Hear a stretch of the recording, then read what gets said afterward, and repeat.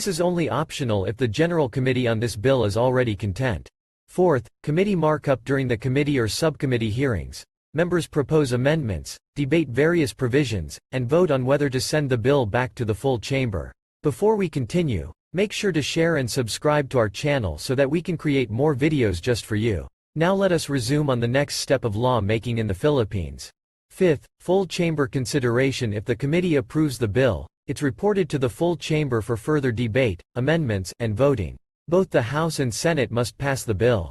Sixth, a similar bill must also be passed in the other house, and the bill must undergo the same process as stated above.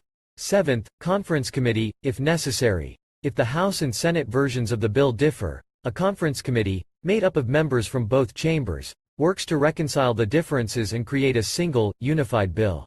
8. Chamber approval of the compromise bill. The revised bill is sent back to both chambers for approval.